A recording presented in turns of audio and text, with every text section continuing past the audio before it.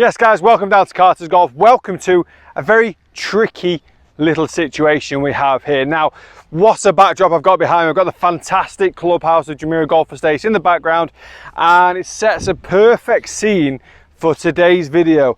And today's video is fairway bunker shots. These are brutal sometimes, especially here. The lips on the fairway bunkers here are quite big. However, this particular one, not too bad from 150 yards out. However, we do need to go over water. We've got the stream that runs all the way through the middle of the fairway, and it goes into a stream right in front of the green. So I'm going to carry water from over the last kind of 50-60 yards of this shot. So the strike needs to be perfect, or you can lay up. So this is your strategy. This is your golf course situation. What do you do? Do you lay up on the golf course? I think most golfers in this situation possibly should lay up. If I talk you through the situation, I've got to be exact. 150 yards to the flag, last 60 yards over water, into wind, and not the smallest lip in the world. So if you are anything from a 15 handicap and above, you're here in 2 on a par 5, you've got 150 yards to go. You are best just smashing this out towards that left hand side, grabbing a pitching wedge, hitting a full shot pitching wedge, and leaving yourself a pitch onto the green. So even if you're trying to do that shot, this technique is vital, because I see too many golfers try and play this like an actual bunker shot. I see them try and take sand before the ball because they feel like that's going to get the elevation to get over the lip, and that's not necessarily true. The loft on the club is going to help us get the elevation on this particular shot, but also the club selection. I see it all of the time. If I'm 150 yards away from the green, let's say for example you hit a 7-iron from 150, I see golfers jump into the bunker with a 7-iron. The hardest thing about this particular shot is actually being able to maintain the stability in your legs whilst you're trying to do a full shot. You can't maintain stability when the club's back here and you've got sand underneath your feet, sand that wants to move as you're trying to hit your shot. I always say to golfers, club up. So in this situation, from a distance where normally I'd hit a 9-iron, I've actually got a 7. I'm actually using 1 club for the wind, 1 club for the bunker. I want to see a golfer 3/4 swing this. So as we go through the setup fundamentals, we'll be looking at getting the ball position just forward of center. Okay, so that's my center line there. We're going to get the ball position just forward of center. The body weight is going to be ever so slightly favouring into this left side as well, because the very last thing I want to do on this shot is hit it off my back foot, hit sand first and catch it fat. I want to make sure I get the ball first. However, when I do hit this shot, my angle of attack, so the downward angle into the ball, doesn't want to be too steep, because then we either de-loft the club and don't hit it high enough to get it up and out of the bunker, or if we chop down and the leading edge just catches a millimetre of sand before the ball, we fat it again. We actually want the angle of attack to be quite shallow, so we're not really taking a huge amount of sand. It's almost like you're trying not to take a divot on the golf course. We want to compress it, but we don't want to chop down on the ball too much, okay? Chopping down on the ball too much will duff the ball out of the bunker. So we've got to make sure that we're swinging the club about 3/4, so we're not swinging it at full power, at full pelt. We try not to get as much distance as possible, because that's going to affect the stability of the feet during the swing. But also we don't want to try and feel like we've got to hit down on the ball and take what would normally be a big divot. So how's I'm going to set up to this? Normally in a bunker shot I dig my feet in.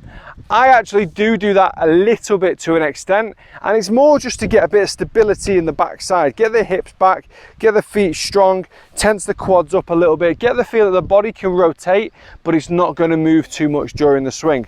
Also, I kind of flare my left foot quite a lot on this one, because one of the key aspects of this shot is making sure we get the lower body rotating around the lead side. We don't want to be anywhere near this back foot.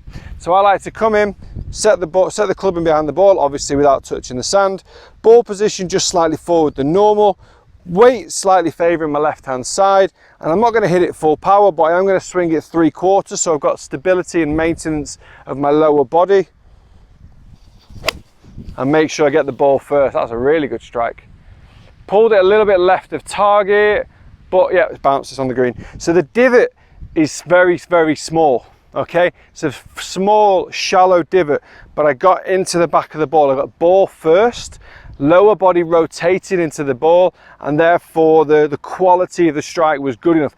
If anything, let's be fair, you'd rather catch this shot a tiny bit thin, wouldn't you? You don't want to catch it a tiny bit heavy because it's just going to pop up over the top. You want to make sure you catch it perfect, obviously, but if you're going to catch it slightly wrong, a tiny bit thin. So again, going through that technique, we want to try and see left foot slightly flared out, ball position slightly forward of target, weight ever so slightly onto that left hand side. So I want to get the feel that my hands are working forward, my spine angle stays back, and this is a key one. I don't want to see the spine angle driving down to go and get the ball first, because what will happen then is the club generally tends to dig. Even if you do get the ball first, you're still catching the ball a little bit heavy because you are starting to dig on the way down. So I want to try and get the feel that the spine angle, you're rotating the shoulder, spine angle stays back a little bit, weights a little bit more into that left side, and you're hitting that little 3/4 shot. Again, ripped it, got the ball first. Also as well, because of my club selection, I'm not under pressure. That's a key one, not under massive pressure to try and force the distance. I know that I've got a 7-iron from 150, a little bit of breeze, and I'm not going to hit it as hard as I possibly can. I'm not under pressure to try and make up my distance. I'm happy that I've got plenty of club. Yes, okay, the psychology of the water there doesn't matter. I'm happy for this to go 5 yards too far if it has to. So the psychological aspect of it is that I've got enough club. I'm not trying to hit it as hard as I can. Therefore, I'm not swinging out of my boots as I start trying to swing. I've got good stability in the legs, and we're able to execute the shot as we would like. So that is vital in this particular shot. Your setup is key, but also understanding the correct impact factors for the shot. Making sure spine angle stays back, lower body drives forwards there, so we don't come in too steep, but also we come in just shallow enough that we take a tiny sand divot and we get that ball first before we get any sand whatsoever. So it's a very small divot as opposed to what you would take maybe take on the fairway. In terms of club selection, go with a club that you're comfortable with. Personally, I've hit 5 and 4 irons out of the bunkers, but you need to be in the perfect situation. From where I am here, I probably wouldn't feel comfortable taking much less than a 6-iron. If I'm further back in the bunker and maybe the shot was longer, I'd be happy to take a 4-iron, because in my mind I'm just trying to hit a normal golf shot. So you've got to use what's comfortable. Use your game plan. If you end up in this situation that hasn't gone according to your game plan, so reassess the shot, the game plan you need for that particular hole. Maybe it is a layup and a pitch on and a couple of putts. 6 is not the end of the world if it's a par 5. So go through a game plan once you get into this situation. Don't go for that hero shot, because the hero shot might not come off. Guys, thanks for watching. I hope you've enjoyed this tip. Please do subscribe to the channel. Follow me on my social media platforms. If you're on Facebook, if you're on Instagram, if you're on Twitter, hey, if you're on LinkedIn, I'm everywhere. So please do follow me. Updates left, right and center from the glorious summer of Dubai, which is not quite glorious. It's quite wet and sweaty. And please also subscribe to the channel. Makes a big difference to me, makes a big difference to the videos that I can give you. And also, why not just click the bell for notifications as well while you're at it? Guys, thanks for watching. See you soon.